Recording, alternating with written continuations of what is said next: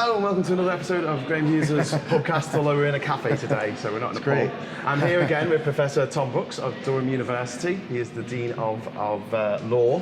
Believe it or not. And International, is it International Studies? Well, Law and Government is Law the and title, Government. but it's nice. Okay, so a lot has happened since we last met up, which was back in March, wasn't it? Who said nothing happens over Brexit? Plenty happens with Brexit. No one says that. It's something different every day. But what I wanted to specifically talk about in this podcast is about the legal implications of what's going on at the moment. And first of all, let's start with the Brexit Party itself. Right. It's like Gordon Brown saying he's not the man of the people, he's the man of the PayPal. And then I heard about the Electoral Commission going into the Brexit Party officers and to see if they've been breaking any kind of law. What's going to come of that? Does the Electoral Commission have any teeth? Is there a limit to how much you can cheat or lie? Or I like the way you phrased the question. So, of course, the Electoral Commission has teeth. The question is, how often do they bite? And then how far can the teeth go into someone's flesh, effectively? Well, it doesn't seem very far. Is it a maximum fine of 70,000? I believe you're right on that. Yeah. Okay. Well, what I know for certain is a lot of folks say that that the teeth it has are very short. They don't go very far. I mean, when we saw the fines that they levied, the maximum they could over the referendum of £20,000, people thought it was 70,000. 20,000 per person involved. Oh, right, okay. Can we just compare that to breaking the GDPR? GDPR? Sure, yeah. Which is 20 million per offence. Sure. Okay, so there's a bit of a difference there. There's a slight difference between 20,000 and your personal details. That's one difference. The other is that when you're thinking about the amounts involved. So there was, the Clean Electoral Commission, electoral law was broken on finance, and we're talking about hundreds of thousands of pounds, but with a £20,000 maximum fine. And a lot of people think, well, hang on a second, if that's the maximum fine, and the result is not being disallowed as a result. Over sums far exceeding way more than 10 times the fine, well then the fine seems like might be a cost worth paying, incurring if you can get the result you want. This is like the guy with the Lamborghini that parks in a parking space he's not supposed to. It's something like that. Gets a £30 fine, and it's like, I don't care, I'm a millionaire. Yeah, well, the fine is certainly not progressive. It doesn't take any account of one's means or and so on. I think that's one issue. I think the other issue about the Electoral Commission is you'll recall that at the time, going back to the EU referendum, they were very slow to do anything about the allegations that were made that illegal campaign finance. They were very slow to take any action at all. It was only when lawyers got involved that they took any action whatsoever, and then found, yes, the laws had been broken, and then recommended brought files to the police to do an investigation and take things, and we wait to see what prosecutions, if any, will happen from that. But I thought the police had dropped it because they said it was a political matter. They might have done. I haven't followed that. Well, this is the big problem. Vote Leave broke the law, and they have dropped their appeal. So they accept they've broken the law. Believe broke the law. Leave.eu broke the law. Cambridge Analytica broke the law. Facebook broke the law. And people are still screaming that this is the most perfect example of democracy that's ever been seen in the Western world. Yeah, well, it's certainly not the best example of democracy, I think, on any measure. And at the moment, so it's been found. So normally, I think what's going on, the law of this, I think, is amounts under a certain amount need not be declared. Yes, and it's 500 quid, isn't it? And well, it's something like this, and that is what is. So the thought is, give us PayPal donations up to that amount via our website. That is what drew a lot of attention. The thought was that this is the allegation, that they're only seeking donations of a certain amount that they don't need to present all the evidence for, where this is coming from, who is providing this, is any of it from British citizens, British voters, people with any tie to the country, is it all from folks abroad, was the worry. And was this kind of problem of the EU referendum replaying itself in the funding of the Brexit Party? That was the real concern. It seems to be. And what's come of it? I mean... Well, what's come of it has not been too much. So there was a visit by the Electoral Commission after the furor on they told them they were coming. They told them they were coming. It wasn't quite kind of showing up at the door with the search warrants. It wasn't quite like that, like you see in some good American movies. Only poor people get that done. Well, if you're a millionaire, it's a bit different. It is a bit different. I think one of the things that came out of it is they raided the offices. They had a search through to kind of see what was going on. And they claimed they're doing this because the party was new. Now, I'm not making any suggestion that other new parties had any issues. But the Brexit Party, one of the easy retorts they had that won some support from their members was, well, they're not the only new kid on the block, yet they were the only kid on the block that had anyone knock on the door to see what was going on. And the thought was, and I did think it was curious, the Electoral Commission taking an interest only after kind of a big social media storm. They say, oh yeah, we spent a few hours in their offices and then left. And what's come of this? So who are the Electoral Commission? Nothing. As far as I know. Are the Electoral Nothing at all. Are the Electoral Commission elected? No. No. Who No. are they? Are they just some mate to David Cameron? They're people. Friends of Cameron. Well, is it a Quango? Is that what it is? A quasi-autonomous? It is a Quango. Yes. Non-governmental organisation. It Remember is. them from the 90s. And I can see why the Electoral Commission, during election, the police after an election, I could see the hesitancy of people wanting to only make a firm move of recommending for prosecution people for something like this if it meets a sufficiently high bar. But the bar is set by Parliament on what the laws are. If people, that if there's allegations, they should be investigated. If there is a case at all, it should be presented to the CPS. Not every case given to the Crown Prosecution Service is taken up. It's for the Crown Prosecution Service to decide whether or not they think the threshold is met for a successful prosecution, and that's where it should go. And I think, well, on the one hand, I understand the hesitancy of making sure I's are dotted, T's are crossed. On the other hand, if there's something to it, Yeah. it should be for Max Hill, QC, director of the director of public prosecutions, to decide whether or not things proceed in court or not, and put the ball in that court. And I find it disappointing that it would seem that while there's been seemingly lots of evidence playing out of serious questions to be asked, confirmation that laws are broken, that there hasn't been anything further from it. And it would seem the reason why is just people afraid of this is a political matter and they don't want to murky the waters. Well, waters are already murkied. Well, so we have this private prosecution that's been brought up by a guy called Marcus Ball, who has managed. He has managed to raise 350, maybe 400,000 now on the crowdfunding. He's aiming to get 500,000 because court cases cost a lot of money. Did you know that? I do know that. I'm dean of a law school. Oh, good. Just so you know. And so what Boris Johnson is being prosecuted for, we're going to attempt to prosecute him for, is misconduct in public office, which has a sentence of up to a lifetime imprisonment. Incredible. Yes, I didn't know that until I read it. Yeah. That's more like it. So, what do you think the chances of this succeeding are, and what do you think the implications of it are? Well, I think it will be difficult. I mean, of course, the one thing that has to be said about the case is you just couldn't make these facts up. There is a delay. There's a delay to the private prosecution because it turns out that the judge on duty to hear the case was someone, it was Ed Miliband's wife.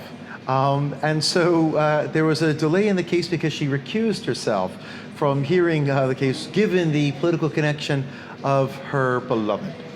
So it'll be a different judge hearing the case. But Why was it ever Ed Miliband's wife? I mean, wasn't because you make you lodge the private prosecution in the courts, you choose a certain kind of area, and they give you in the next available slot whoever the judge is on duty.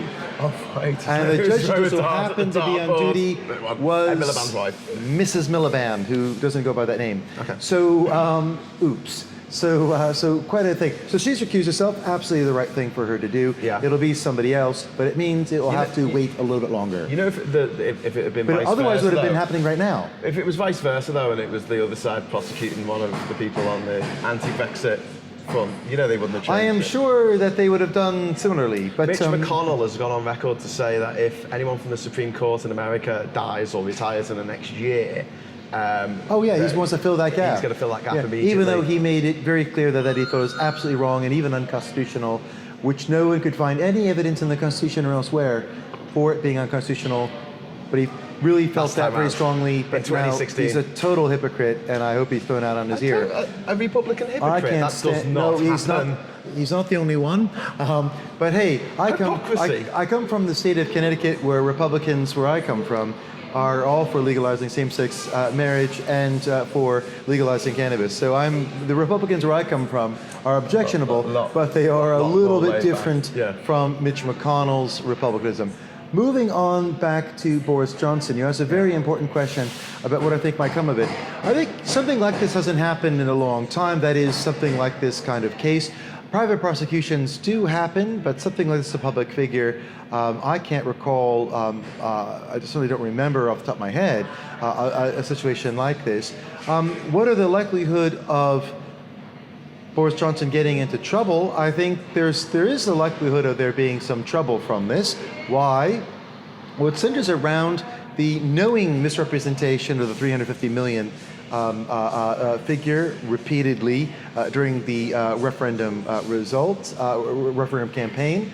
And so Boris Johnson was constantly heavily criticized and slapped down by the non-partisan head of the ONS, the Office for National Statistics, for knowingly misrepresenting Was that during the statistics. campaign? If I recall, it was during the campaign. It certainly was also after it. But I recall it. I thought it was during the campaign as well as after. Yeah.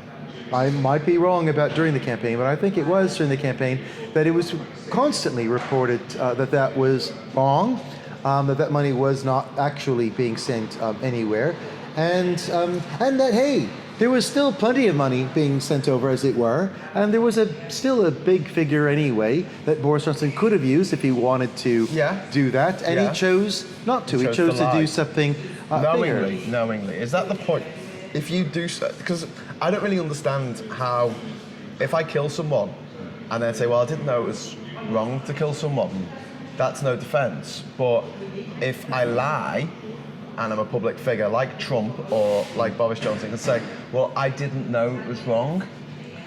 Well, And Boris then the has onus insisted is that on- he wasn't wrong because 350 million is Britain's contribution to the EU at the time that he looked at this data. But prior to the a number of things, the rebate being taken into consideration, and a number of other factors that bring the number down significantly.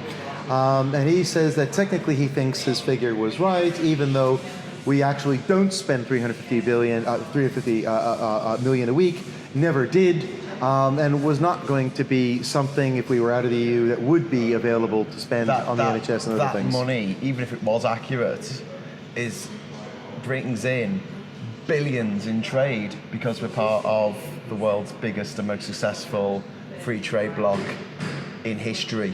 Yeah. Which is the EU. Yeah. It's a bit like just someone saying, oh, I have to pay this much for my mortgage, but I get to live in a mansion. Do you know what would be better? Just burn down the mansion without finding somewhere else to live first and possibly leaving me and all my family out on the streets. I find it fascinating that people who are for free trade are for leaving the biggest free trade bloc. Yeah, that's a bit weird. That's a curious isn't it? one. I mean, I'm not a Republican, and they want free trade with Chad in the Central African Republic. right-wing politics, but I find that very weird. There's a lot of customers in Burundi right now just waiting to get a Nissan Qashqai. I mean, they live off $2 a day, so it's going to take them a bit of time to save up for it, but you know. Well, if only the car manufacturing plants would continue. I found it fascinating yesterday, Rory Stewart, otherwise known as a bloke who's running to be leader of the Tory party, who I do not care for either. He's an unfortunate looking badger, and he's a bit of a face for radio. Anyway, go on. No comment, because some might say various unflattering things about myself. But Rory Stewart had a wonderful tweet from when he was questioning in 2012 the kind of top pro-leave economist, whose name eludes me at the moment, but look today. Patrick Minford. Yes. Economist for Brexit, look him up. He noted that if there was leave and if we had a no-deal Brexit, that there were certain industries that we just had to kiss goodbye to, like steel and like car manufacturing. And that was just the price to pay, and we just had to be honest about it. Rory was saying, how are we going to communicate this to our constituents, in case of a leave, how this works? He said, well, this is just what you got to do, and that's fine, and that's just how it goes.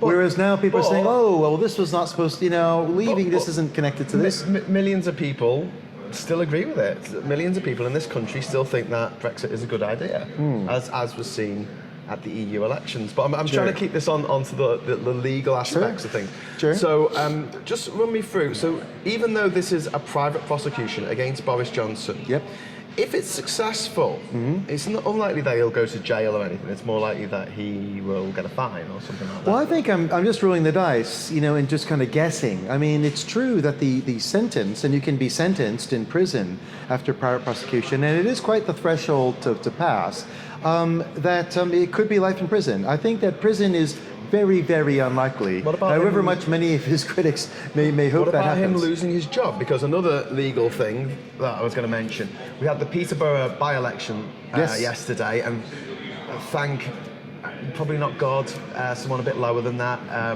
thank Job, that Labour eked out a victory, albeit with a candidate who is reportedly anti-Semitic and also very kind of for Brexit. I don't know if anyone saw Ranga Nation last night, but there's a great joke. It was like, Jeremy Corbyn hates two things, racism and Jews. Well. Anyway. No comment. But she won by about 600 votes. They had a recount. And then she won by 800 votes, which always cheers me up when the losers go, we want to recount, and they lose even harder. Well, my favourite part, just to pause for a second, on a point we might both agree on. So one of the things that the Brexit Party say is that there was betrayal that the people voted, and who are these elites to say that they got it wrong? There's a wonderful photo of Lisa Forbes. Congratulations, Lisa, well done. Lisa Forbes winning the election, and behind her, the Brexit Party losing candidate doing this, showing his disregard to the majority voting. It was as if he wasn't taking seriously the results and wanted to overturn the democratic will of Peterborough. But anyway, my favorite photo. Everyone else gets to vote again and again, but we don't. Yeah. But what I was coming on to was the fact that there was a by-election at all, which was because an MP broke the law, speeding in her Nissan Micra back in 2017, and lied about it. She said she wasn't driving, was found to have lied, and actually went to jail. She did. But wasn't stopped from being an MP, and they had to bring in a new procedure to get her out. Now, imagine Boris Johnson gets done in this prosecution. Don't think he'll serve any time, but he gets a massive fine. Is there any way of the judge saying, you can't be an MP anymore? Well, I think that this procedure that the previous Peterborough MP was ousted on, I think that would be the more likely way that Boris might be out. What was that procedure? Because it's not been used before. It's not been used before, and I forget its name. Normally, Deselection. It's kind of selection. Normally, if I recall, you have to be in prison for a number of months, up to a year or more, in order to be automatically disqualified. Otherwise, so there's another procedure. So serving a few weeks or a month or two in prison is not enough to be removed automatically from Parliament. It requires something more, and that's why the MP who immediately lost the whip from Labour was able to come back from prison as an independent MP until she was effectively forced out. But I think that if she did that, was that Parliament or was that the Labour local parliamentary group? I think it was Parliament. Parliament said. I think it was Parliament who did that. You've been in jail. Yeah, nice knowing you. Because the party, you've got folks who've left the party, say for Change UK, a number of MPs and a number of other independent, Ian Austin, who didn't, also left the Labour Party, but didn't join any other group.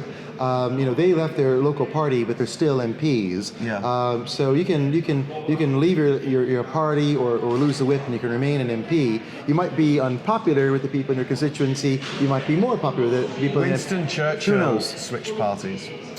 He's not the only one. Many have done this kind of stuff. You are allowed to switch parties because you vote for the MP, not the party. Except in the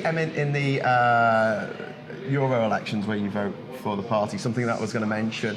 So the winning MEP, there's three of them, but the winning Brexit Party MEP for the North East. Commiserations, by the way. Lives in France. I know. Thanks. Lives in France. Yeah. I know. And just a big up doesn't live in Middlesbrough, yet somehow is to represent their interest from his place in France, campaigning against freedom of movement while he hopes he never sits one day in Brussels. Yes. I don't get it. But there you are. What a strange... I didn't vote that way. What a strange turn of events. But I advertised my vote on Twitter. And some listeners, viewers can guess how that went. But moving on. Well, no. It wasn't for the Brexit Party. The result was pretty bad because it was 2 out of 3 MEPs were Brexit Party MEPs. But at least we got one very pro-EU MEP well done, of the Labour Party, and she made an absolutely brilliant speech where she blasted both the Brexit Party and Jeremy Corbyn for his stance on Brexit. Well, I know we have very differing views on Jeremy Corbyn on this guy, but wow. But pleased to see the left win. So good. But are they the left anymore? Yes. Most definitely the left. Really? Len McCluskey, head of Unite, wants Brexit. And he's there at all these car plants that are closing down going, oh, this is disgraceful. Why is this happening? And it's like, because of the policy that you're pursuing and you won't let us have a second Well, I'm not at all for Brexit. I think the official line is people wanted a deal to see if some kind of deal could happen that does save jobs and all the rest of it. And there's many of us who think, fine, have that view, but you won't be able to satisfy protecting jobs while having Brexit. And so while you pursue that, aim of trying to honor the will, it's going to inevitably lead to staying in the European Union. Someone pointed out that would be. But I'm Unison, so I'm not Unite. So my mum's Unison. Yeah, good. Someone points out that jobs first Brexit is a lot like a buildings first earthquake. Well, so it's not just doesn't work. Yeah, I think it's almost impossible to see anything. I can't conceive of it working right now. Sticking with the legal stuff that I want to talk about, but we are going to talk about Jeremy Corbyn and Labour, is the Equalities and Human Rights Commission investigation into the Labour Party's anti-Semitism. Now, the only other political party in history in the UK that's been investigated by the Equalities and Human Rights Commission was the BNP. Yeah. And there's calls for the Tory party to be investigated, but it's not being investigated, and the bar for investigation is rather high. Do you not feel like Jeremy Corbyn could have done more to address this issue within his party? Well, I have to say, as very committed Labour Party member, and I'm horrified by the allegations of anti-Semitism. I'm horrified by that this is an issue at all in the party. Some of them aren't allegations, some of them are just blatant anti-Semitism. Well, there's a number of members who've said various things who've been kicked out of the party, and I think that's the right thing. I just find the whole thing terrible, and I think that clearly allegations continue. There's lots of comments that are continuing, from various folks. It's an issue anyway, and I think it's enormously embarrassing that this investigation is happening at all. I think it is very damaging, and I think that I welcome to see what the Jenny Formby, the General Secretary, said that she will fully support and the investigation in every way possible. I'm sure that is happening. I've met Jenny on several occasions. I believe her, and just very much hope that a line is drawn. If there are things to be done, that they are. I've not seen the books. I do not follow the issue in particular, but I hope everything that's rotten is revealed, and action is taken, and a line is drawn under this. From his... I don't think the Labour Party is the only party that has got issues that the Commission should be investigating. I think it most definitely should be the Tories and Islamophobia, and I think there may be others as well. But that does not... Whataboutism. But that does not... the fact that others have allegations to answer to doesn't mean that one is perfectly fine themselves. I haven't heard a recording from someone from any other party in the last few weeks saying that all these allegations against Labour are being done by the Israeli embassy in London. This is someone who's very high up in the Labour Party, in the NEC, who said this, and this recording came to light, and this is the second time that he's been found to say something vilely anti-Semitic, because this isn't just, casting aspersions on the integrity of the embassy of a given country, like, I don't know, the embassy of Ecuador or something, for taking in Julian Assange. This is actually saying there's a shadowy, secretive, conspiratorial group of people who are called Jews, who are doing conspiracies, and it's exactly what led up to the Holocaust. This is the same sort of rhetoric that we saw in 1930s Germany about it all being a big conspiracy. Something as well that we saw before the pogroms in Russia. You had this publication called the Protocols of the Elders of Zion, which basically said there was a secretly shadowy organization that's run by Jews. And this is a narrative that we've seen time and time again, backed up by prominent people in the Labour Party, not least Jeremy Corbyn, who wrote the preface to a book that was anti-Semitic, pumping out these same tropes about Jews controlling the world, and also said that about the mural, that was the New World Order, and it was the Jews around the table controlling the world. I mean, if it comes out at the end of all this that Jeremy Corbyn is, as I think he is, a bit of an anti-Semite, what do you think should be done? Should he be forced to step down, or for the good of the Labour Party and its integrity? I've met Jeremy Corbyn on a number of occasions. I don't believe for a second he is an anti-Semite. I don't think he is. Are you Jewish? I'm not. No.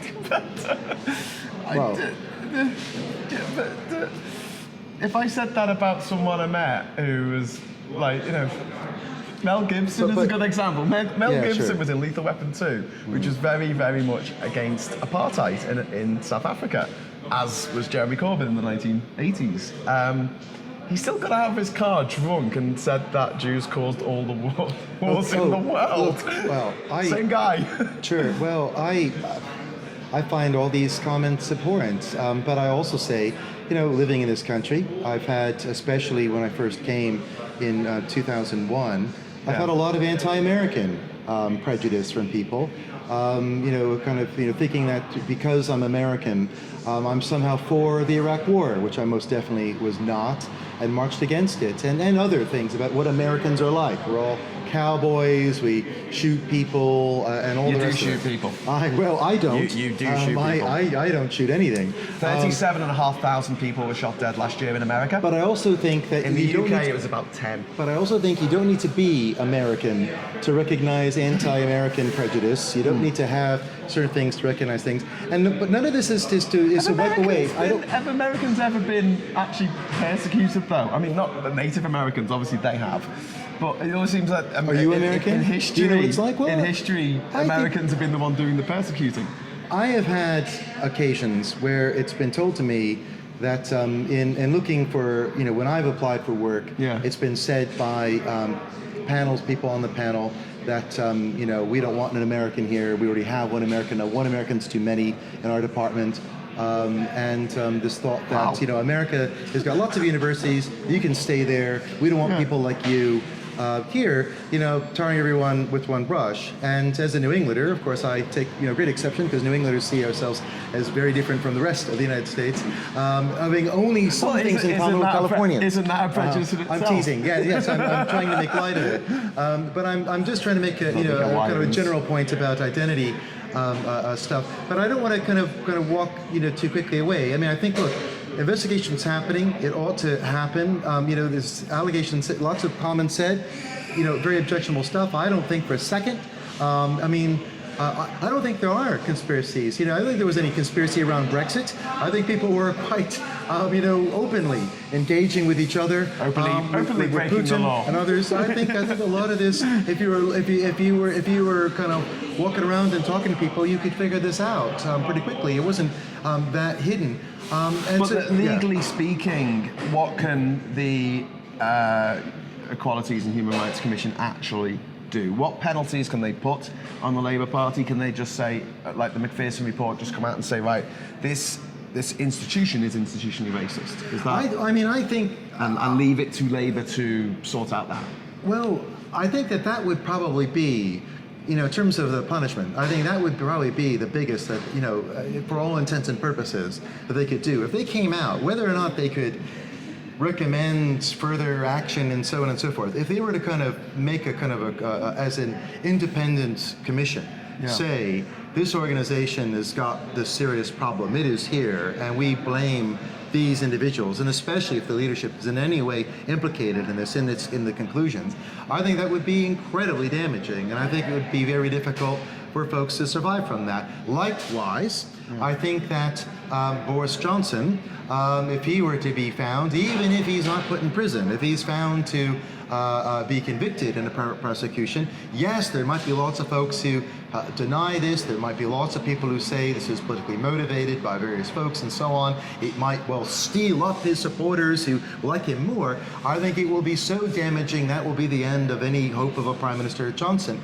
As I also think one person legally people aren't talking much about these days is Gavin Williamson, who the Prime Minister, she still is, Prime Minister accused of something incredible, of leaking secret conversations of her highest security group with the leaders of MI5, MI6, the Foreign Secretary, talking about Huawei and so on, and she accused him using evidence collated by the Five Eyes, which is exactly Australia, and he New has Zealand, been Canada.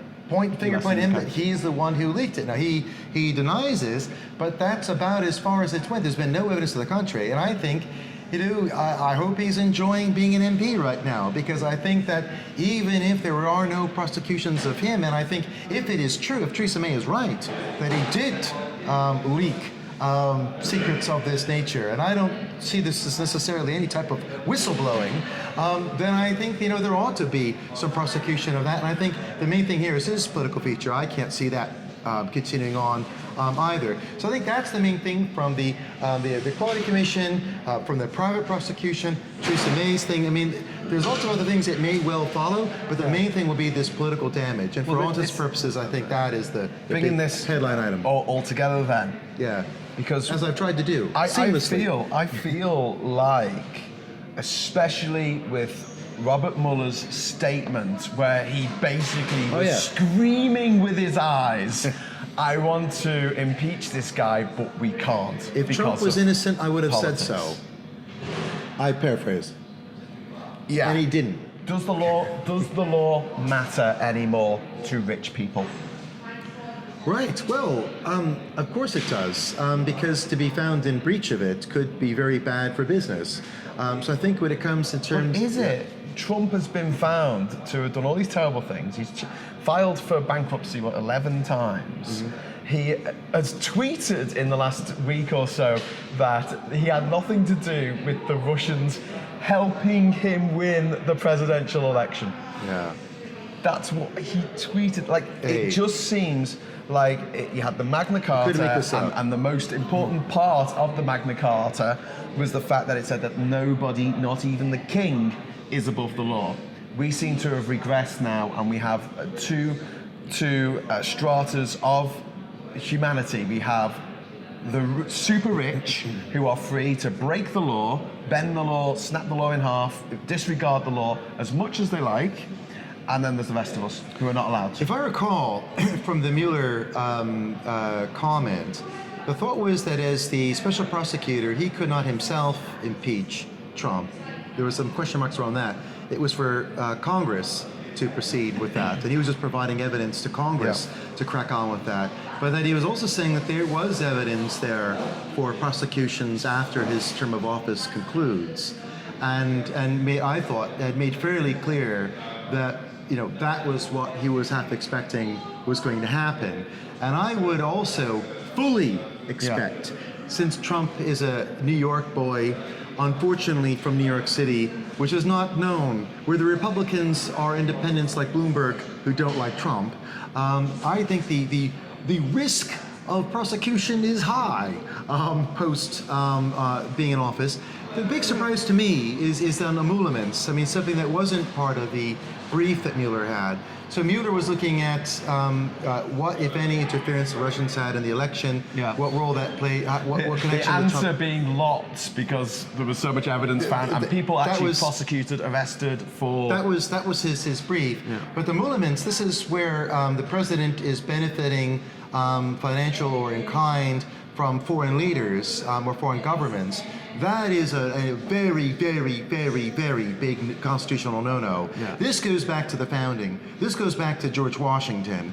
And the big fear of the beginning of my other country was a fear that this newly independent country, which had a close tie with France to help us break off from my new country, but a fear that we might resort back to Britain, or that we might be swallowed up into something like France or Canada.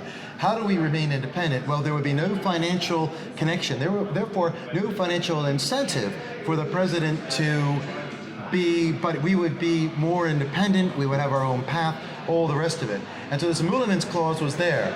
And so any declaration, anything that is received has to be declared and approved by Congress. Including a dog. I mean, it's like... a dog that Obama got. And so this is the big thing. And so Trump, it would seem, I have to say allegations for legal reasons, would seem that he's in very big trouble here. Why?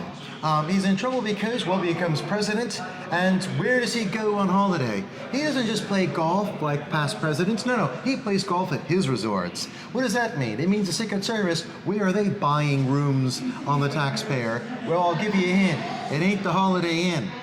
It's his resort. Trump just brought his grown-up children to the UK for a visit. I know. And American taxpayers were paying for that. Ireland.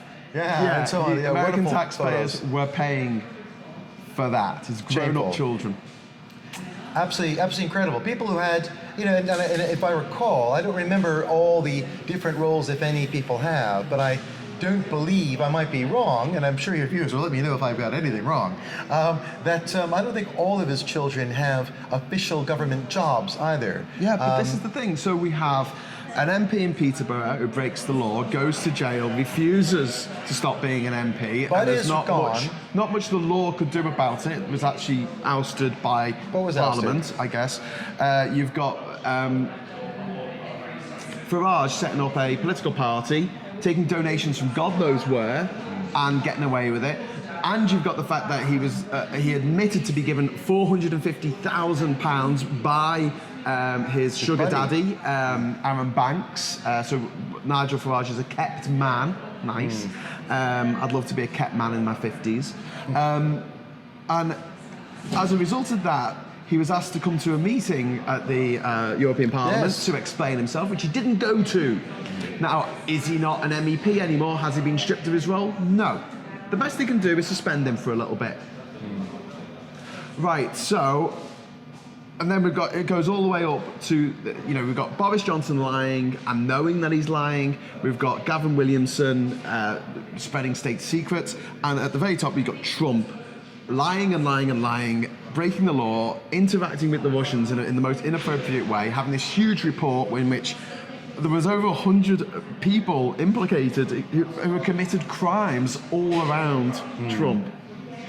And yet, these people seem to me to be above the law.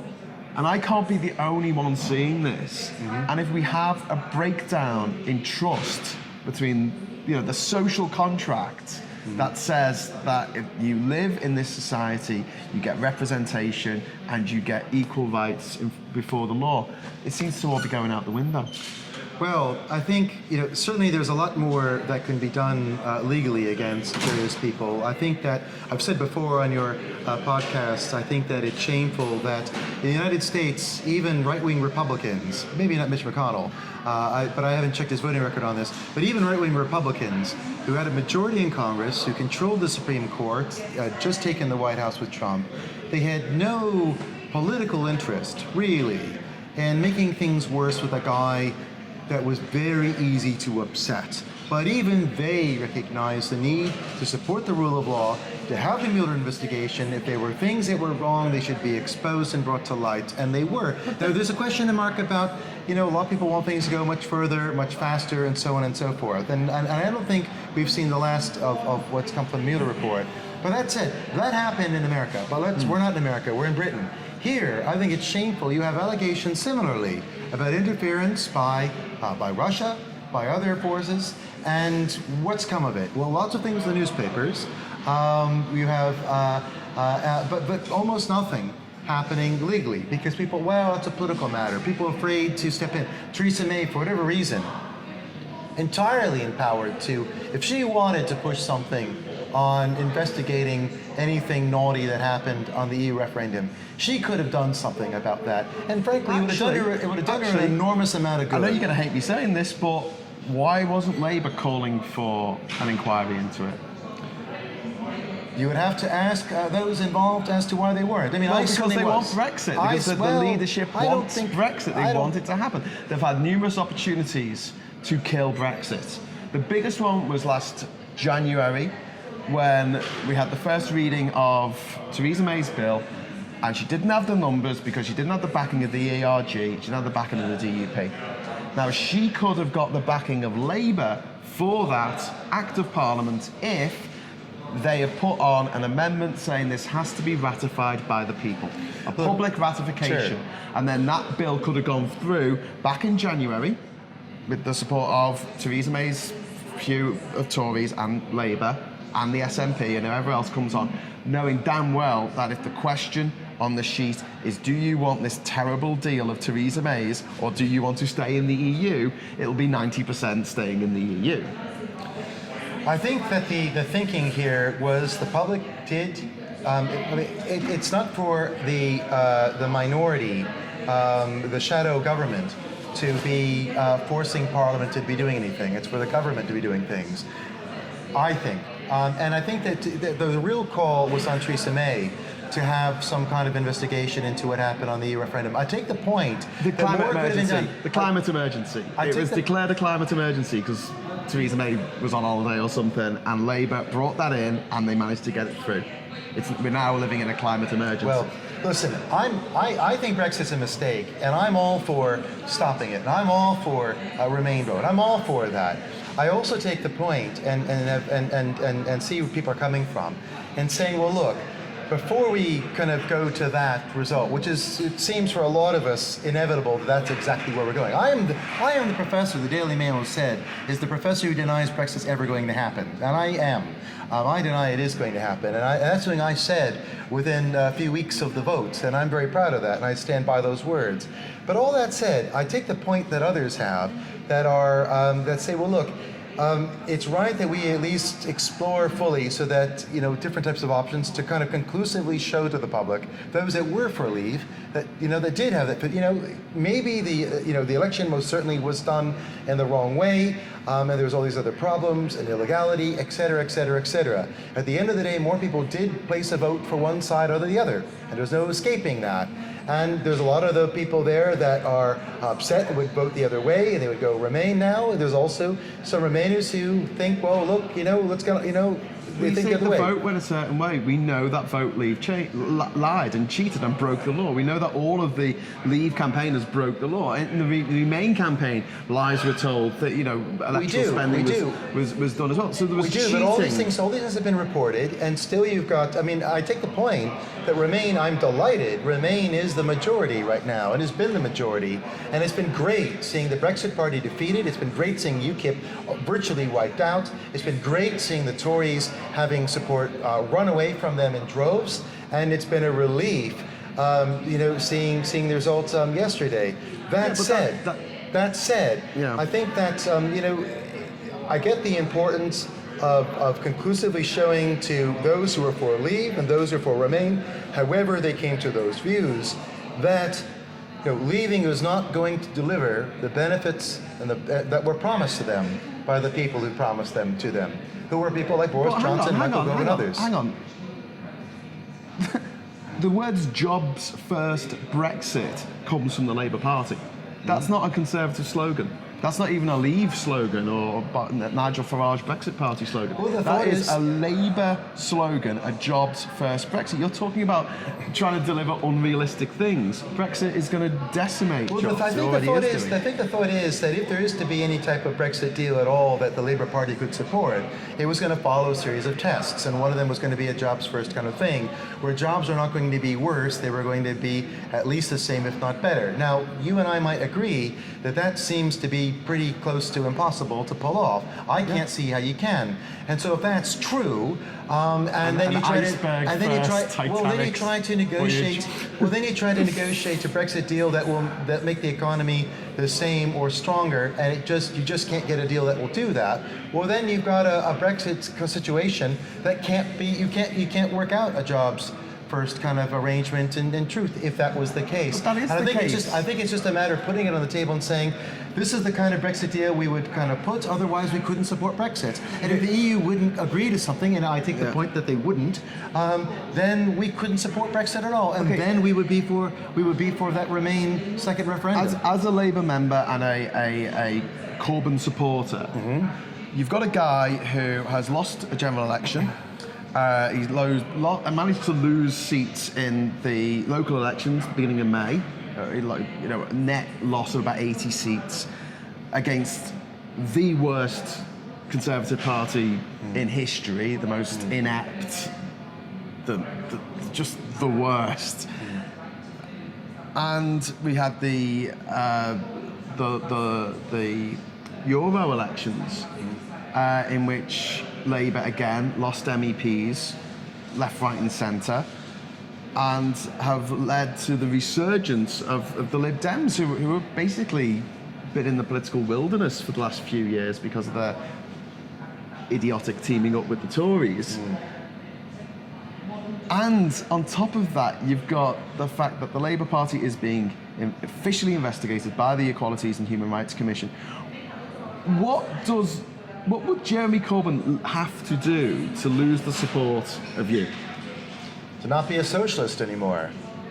So it's more important to you that he is a socialist than he opposes that's Brexit. One thing. That's one thing he could do that would tackles anti-Semitism. Because I'm a socialist, and that is very important to me. Is there not the any parties other that are not socialist? socialist, I wouldn't be interested in supporting at all. Is there not a single socialist in the Labour Party who is a socialist, doesn't stand for anti-Semitism, and wants to stay in the EU? Well, there's lots of people in the Labour Party that I support, and that's why I support the Labour Party. But I also support Jeremy. Okay, so what would he have to do? Literally, he would have to stop being a socialist. He'd have to stop being. He'd have to be for illegal invasions. He'd have to do a number of things that he wouldn't do. But you don't mind the stuff that he is doing. Well, I deny that he's been an anti-racism campaigner all his career. Well, why is his party He's always being been on the left investigated? of the Labour Party. He might be, he's being investigated. The second party in the party's history. being investigated. Yeah, and I take the point. After the BNP. But I've already said, I think that the investigation of the Labour Party, not of Corbyn as it were, but of the party, is damaging. It's not good. There's nothing about it that I like. I think it is right that the General Secretary is opening things up and working closely to make sure everything is explored. And I hope very much that a line is drawn under this, and that's if Labour under Corbyn is found to be institutionally anti-Semitic, that wouldn't be enough to lose your vote. Oh my goodness me! I mean, I could never be supportive of anything that was found to be anti-Semitic. I mean, that would be. I mean, I'm absolutely opposed to anything anti-Semite through and through. And so there you are. I mean, I'm not going to say I'm for racist anything, whether it be the BNP or anything else. And comments, I haven't heard the comments myself, but people saying the Israeli embassy is doing this and other. I mean, I just find all that kind of stuff deeply objectionable and offensive and all the rest of it. But he was suspended for saying that. Okay. Whereas Alistair Campbell, who 3 days after the polls had closed, said, I voted Lib Dem as a protest against Jeremy Corbyn's stance on Brexit, and was expelled from the Labour Party within 48 hours. I think expelled. Yeah, I think that if I was to I wasn't involved in decision making. I think it's easy to think about what the motivation would be about Campbell, who has clashed openly on a number of occasions, not only with the leadership, but with much of the party for a long time. I think that would be safe to say. But does it not give the impression to someone on the outside that Labour is a lot more concerned about tribalism than it is about anti-Semitism? Well, I think there's a lot of people who have not supported Jeremy Corbyn. There's a lot of people who have not liked post-New Labour that have been saying one thing after another as to, he's just simply unelectable, he is simply too far left, he's simply too Benite. You could never have, someone who's involved, in protests for a long time, serve in government, in future. There's been lots of things said about the leadership in the party, one thing after another as to why they would never be fit to do this, they'd never be fit to do that. Yeah. And this includes the snap election. They were going to be completely, Labour was going to be wiped off the face of the earth. They were going to be completely decimated. Theresa May called that, right? Because she thought she was going to wipe the floor. She thought her small majority was going to be big. She thought she was going to, Jeremy Corbyn was a candidate who was going to lose it big, and the public were going to reject him, reject his politics, and reject the party. And then, well, he didn't do nearly as bad as she had hoped. What happened? He still lost. He didn't win, but he did a hell of a lot better than anyone thought he did, and he increased the votes. So did Eddie Edwards, but he increased the votes, which is now lost. In the MEP elections, there was 14% meant for Labour. They came third. Well, I think it's safe to say it was a difficult election for Labour or Tories for lots of reasons. They lost loads of councillors in the local elections as well. The people who vote in the local elections and can be bothered voting in the European elections, not people who will be bothered voting in a general election. I think when you look at where the local elections were held, you see they were not in the urban centres where Labour traditionally has their seats. It was often in the shires, somewhere, but mostly in the shires. Mostly in the shires. It was. It wasn't. My area didn't vote. Okay, but then I'm in actually, County Durham. The European elections is a better I'm in a barometer rural there, area. because you're taking entire sections of the country. It's not just a little shire somewhere. It is the whole of the northeast or the whole of the northwest. But the local elections were not of Yorkshire all the Lumber. country at once. It was of some parts of the country. It was small. Yeah, but the It was. European elections was the whole country. European elections was the whole country. Yeah. And you've got you hear. I mean, I think it's fair Labour to came say. third. I think it's fair to say you had two. You had Brexit, which had an enter. We are for leaving any way we can. No deal is a great deal to us. You had the Liberal Democrats, which of course have always had quite the army on the ground from a very strong kind of local councillors, and they've always been very good at local They did organising. get decimated in 2015. They did, but that They were was almost dead. But that was no. That was a few years ago. Been finished off? They still had quite the ground for us to get the vote out. But Liberal Democrats also had we're just for Remain, and had that kind of polarized thing, and they occupied those positions very well in the campaign. I also think it was fair to say we know that the Tories did virtually no campaigning whatsoever. Why? Why were they not spending resource? I think because they are expecting a general election very soon. Labour didn't seem to do much either. Because I think I have not spoken to the Labour top brass about this. I hope to shortly at the big meeting. But I think they also expect to have a general election happening very soon. How soon? If we have in the next couple of weeks a new leader of the Conservative Party and therefore new Prime Minister, Parliament will be sitting at least on that day. Dominic Raab says if it's him, he will suspend Parliament immediately, but there will be at least that day, it will be sitting. There will be almost certainly a no confidence vote held. And I think we will be looking at a general election right away. And I think that is where the action is. This is going to be the general election. That is the action. In which Labour will not get my vote because I'm a Remainer and I don't see them as being a Remain party. I will try to convince you once we have a new manifesto. If you have a new leader, maybe, or a manifesto that says we don't want Brexit, which is very simple for the leaders to stand up and say we don't want Brexit, we're going to try and stop it.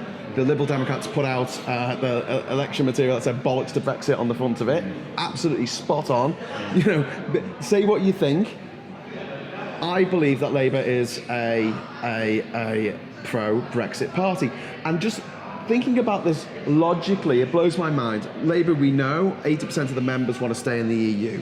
You sit down with the leader of the Labour Party and you say, listen, we've had this referendum, right, and about 50% of the country voted to leave and 50% of the country voted to remain. Now, of the 50% that voted to leave, most of them are Conservatives who will also vote for UKIP or the Brexit Party, right? Mm-hmm. So there's maybe 5% there who would vote for the Labour Party if it was leave, which it seems to be. Then we have 50% of the population of this country who are being dragged against their will out of the EU. We're losing jobs, we're losing finance, we've had a trillion, I keep going on about this, £1 trillion of assets have been legally shifted out of the City of London to other countries. And people say, oh, this happens all the time. No, it doesn't. It never has a quantity of money that big been moved out of an advanced economy to another advanced economy, when there's been no war on or famine or disaster or anything like that. That's crazy. Here you go, here's the money, and that other country can keep all the taxes that you make on the profits of those assets. Absolutely terrible. So you've got the obvious 50% that Labour could go for, and all they're doing is pissing us off. Well, I think they're not trying to do anything like that. I think, one division is Leave versus Remain. I think another is thinking about where everybody is. It's a complex thing. I think to be fair, Brexit's divided the country in different ways. And you have, currently there's a lot of debate in the Labour Party. Part of the reason why folks wish that there was kind of one voice. Yes, there are the super majority of members that are for Remain, and I'm one of them. But I think you have this division of a concentration of that support for Labour constituencies in the south around London that are very pro-Remain. You have a lot of constituencies in the north that Labour holds that went very strongly for Leave. You do have a number of MPs that are Labour MPs that are for Remain, that are in Leave constituencies, like Phil Wilson, Bridget Phillipson was also speaking recently. Anna Turley's had pieces out of Redcar, Sunderland, Sedgefield. They're not alone. There's others in the north as well, representing Labour MPs, representing Leave, constituencies that went very strongly for Leave, and so on. I think it's divided the party in multiple ways, and I think that kind of balancing act of trying to carry all of this has been part of the thinking behind. Remain is where most of Labour don't do that on any other policy. You don't go, oh, well, what we should do is have more private schools, but also have more public schools. Not public schools, but yeah. That's an Americanism. More comprehensive schools. They don't do both things. They don't do, vile capitalism unrestrained and also try and do, socialism at the same time. They do one or the other. They say, right, we want to make the society more socialist and less capitalist driven. We want to make society fairer. We don't want to also make it unfairer at the same time. That's the whole point of a political party, so you know what you vote for. By being vague and not giving people the knowledge to know what am I voting for here? What am I actually putting the X down? What's it mean? I take the point, that people have said that instead of saying, we're for any Brexit at all, any Brexit's a good Brexit. That's the Nigel Farage line. Or we can't, we won't even think about what, making Brexit work under any circumstances. We don't care what the vote was for or against, which is the Liberal Democrats' view. And of course, Liberal Democrats, to be fair, took a bold view because they had bloody nothing to lose. They've lost almost all their MPs. They got killed for their coalition with the Tories. They took a line, I think they did since 2015, and it might be a couple of years ago. They do have a ground force. They do have a number of local councillors. They've always been very good on the local issues. I think they showed it again, and I'm not too surprised actually. Other than I think it was a bold slogan as well, Bollocks to Brexit, which was a good choice by the party. I think that they had nothing to lose. They went bold, and it paid off for them in that particular election. But that European election is not necessarily a sign of things to come in general elections. UKIP has won them before. UKIP has not won general elections in the past. Brexit Party does very well. Well, it's a Nigel Farage vehicle. They then don't win in Peterborough. The argument is if they can't win in Peterborough. Well, they didn't, but you told me with Jeremy Corbyn, but you didn't win the general election. You didn't win the election. But they didn't win the One election. by-election doesn't untilt a general election, a European election, and a local election in which Labour got trounced. General election with Jeremy Corbyn, they did better than they did under Miliband. They did better than expected. They did a lot better than expected. So everybody thought, everyone not involved with supporting Labour's manifesto, everybody thought they were going to get trounced. Yeah. And they didn't. And they didn't win. They didn't win, but they did better. They improved, and it showed that the vote share improved under Jeremy. Now there's a lot more to do. But we know that vote share's gone. And listen, and in the intervening elections. I'm disappointed. I don't want a Tory government, and I was disappointed we didn't win, and I want to win. And there's. You sure? I'm positive. You want to win?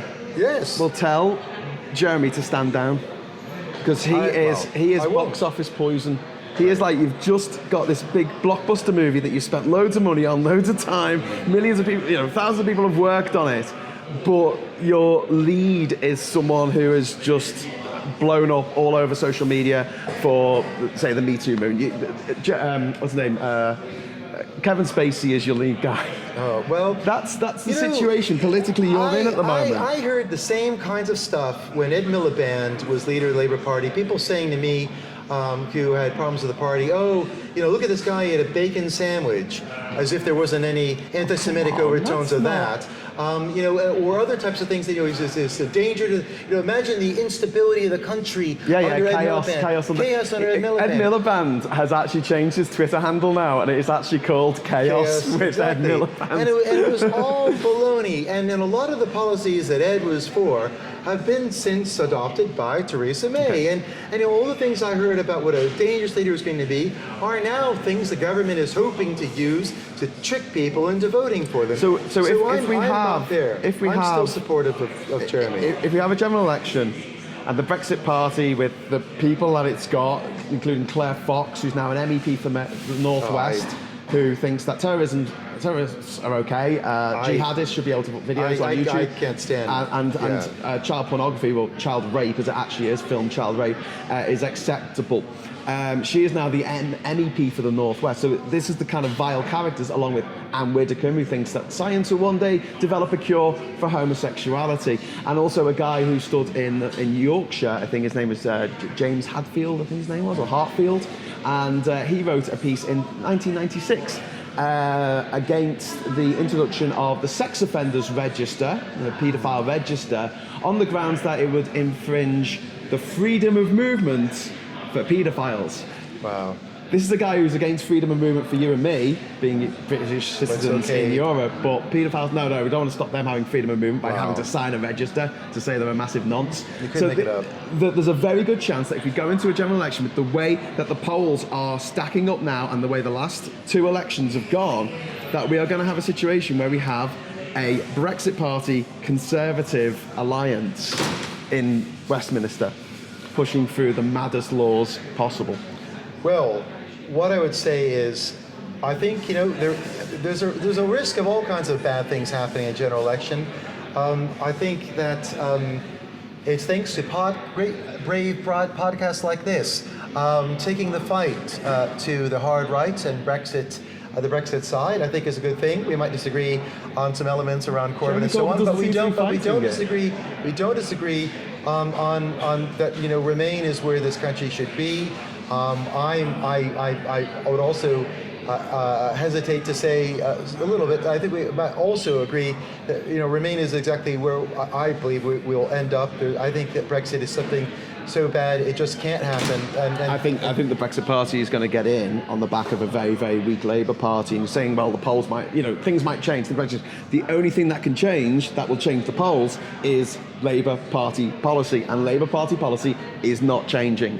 Although on a Monday, someone will say, oh, we want to stay in the EU, and then Tuesday they'll say, oh, we want to leave, and then Wednesday they'll say they want a referendum, and Thursday they'll say they don't want another referendum. Well, I think and everyone's looking at it as, unless they get a clear signal to say to everyone, right, we are going to stop Brexit. That is exactly what we're going to do.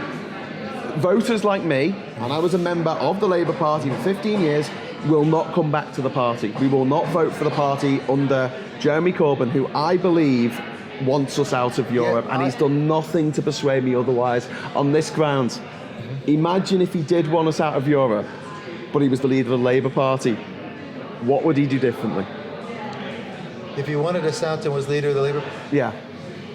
Wanted us out and was Prime Minister? No, leader of the Labour Party. He's got the same role. Exactly. What would he do different? Yeah, well, I think, I think what he would do different is the country has had a go through terrible government and very bad negotiations of trying to draw up its best deal. Yeah. And everyone, it would seem, people on both sides of the political aisle think it is a terrible deal. Jeremy Corbyn has voted against the deal. As is becoming increasingly plain to see, the EU is unwilling to move one iota on anything on this deal, and that really nothing will change its mind, and this is the only game in town. And the game in town is one that Jeremy Corbyn has voted against and is not supported. If there is no other type of Brexit possible, then that gives that kind of finality of, look, we tried to have a jobs first Brexit, we tried to have a Brexit that would achieve all these things that you were promised, and you know what? It's just not possible. And Jeremy, say that. Do what Tom says, Jeremy. Do that. Listen, thank you very much, Graham. I'm happy for that message to go out around the world. But especially to Jeremy Corbyn. Please do what Tom just said. Thank you very much. We remain good friends, and I hope to be that bridge to bring you back. But yes. I think that's it. And if that's the view, I think if we're not at that stage, I think we probably are. We're pretty damn close to it. And at that point, we say, look, we tried, this is where we are, the EU won't budge, and so the only way to protect those jobs, to have that economy... Don't blame it on the EU. I'm not blaming the EU, but saying that if people want to leave, this is the best it can get, and it falls far short of the tests we had for anything that we could stomach. And if we can't stomach what's on the table, and that's it, well, then we can't do it. And so then, perhaps with regret, Remain is it. We are best in. And We are. And we should enthusiastically Trust me. support that. No, I believe this. We should enthusiastically really support are. it. And, Okay. and if there's things that people would like to improve about the EU and any institution, there's always things that we want to improve about how Parliament does stuff at the best of times, and other institutions over time to respond to different challenges in the world, then reform within the EU rather than trying to make things better on our own. Absolutely the way to go. Okay. Professor that Thom note- Brooks, thank you very much for joining me again. Graham, I'll see you always a soon. great pleasure. I hope so. And I hope you've enjoyed our PUBCAST in a cafe. And I'll be back possibly next week with more of this rambling nonsense. And I wanted to talk about other stuff other than Brexit, but Brexit just We'll takes get around over there sometime. everything. But in the meantime, A great pleasure. stop Brexit.